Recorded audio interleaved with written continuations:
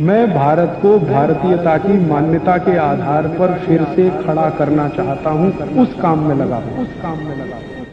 कि हम भारत में विदेशी टीवी चैनलों को आज देखते हैं, तो जितने भी विदेशी टीवी चैनल हैं, जैसे स्टार प्लस आया है, CNN है, ATN है, प्राइम स्टार है, प्राइम स्पोर्ट्स है, वगैरह वगैरह, इन सभी टीवी चैनलों पर कुछ सीरियल्स आते हैं और उन सीरियलों को भारतवासी देखते हैं और दिखाते भी भारतवासी हैं, लेकिन उनके प्लॉट सभी अमेरिका और यूरोप से आते हैं। भारत में स्टार प्लस पे सबसे ज्यादा सीरियल दिखाने वाली एक लड़की है जिसका नाम है एकता कपूर, उसके सबसे ज्यादा सीरियल आते हैं। सौभाग्य से एक बार मुझे उससे बात करने का मौका मिला मुंबई में, तो मैंने उससे एक ही सवाल पूछा कि आपके जितने भी सीरियल हैं, सास भी कभी बहू थी, घर घर की कहानी, तेरी मेरी कहानी, इसकी कहानी, उसकी कहानी, ये सब सीरियल के प्लॉट्स कहां से आते हैं, कहानी कहां से आती है? तो मैंने कहा this is all important. Plot तो सभी अमेरिका से हैं, यूरोप से आए हैं, कहानी सब वहां से आई है, उसमें हमने भारतीय पात्रों को फिट करने की कोशिश की है।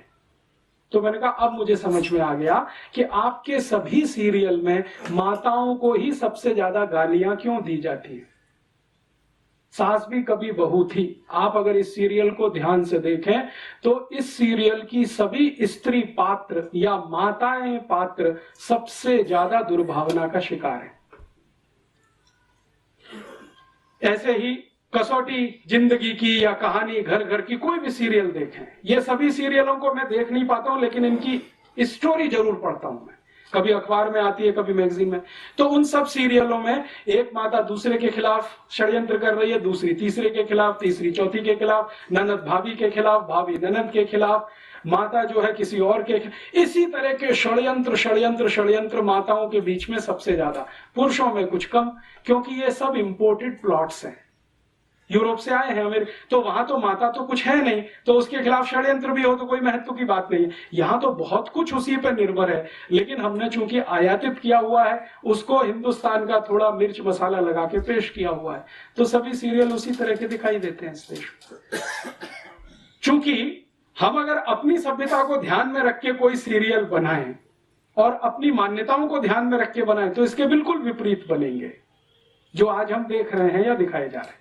अच्छा, मैंने जब इनको कहा कि एकता कपूर को कि आप कोई भारतीय मान्यताओं के आधार पर भी, तो उनका आप प्लॉट बना के दे दीजिए, हमारी दिमाग में तो आता नहीं है, क्योंकि हमने तो जो पढ़ा लिखा है वो सब कुछ इसी तरह का है, मॉडर्निज्म का, यूरोपियनिज्म का, अमेरिकनिज्म।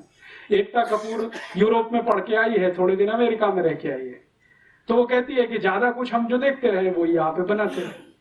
तो इस तरह का होता है, जब आप अंधानुकरण करते हैं, बिना सोचे समझे नकल करते हैं, तो इस तरह का उसमें से कुछ निकलता है। फिर हम अपना सिर पीटते हैं, अरे हमारी संस्कृति का नाश हो रहा है, सभ्यता का नाश हो रहा है। वो तो होगा ही, क्योंकि बिना सोचे समझे तो आप ये सब कर ही रहे हैं। कोई विचार तो होता नहीं, कोई बहस तो होती नहीं, कोई मुहाविसा तो होता नहीं इस देश में, ऐसे ही चलता जाता है। तो एक मात्र सत्तात्मक समाज हमारा, एक पितृ सत्तात्मक समाज उनका। अब कौन अच्छा कौन बुरा इसमें नहीं जाना चाहिए, वो अलग हम अलग। अब अलग अलग मान्यता और सभ्यता के लोग अलग अलग मान्यता और सभ्यता के ही कार्य करेंगे, तभी कुछ अच्छा होगा, नहीं तो उसमें से कुछ खराब ही निकलेगा। घालमेल करेंगे, फ्यूजन करेंगे तो खिचड़ी बनेगा।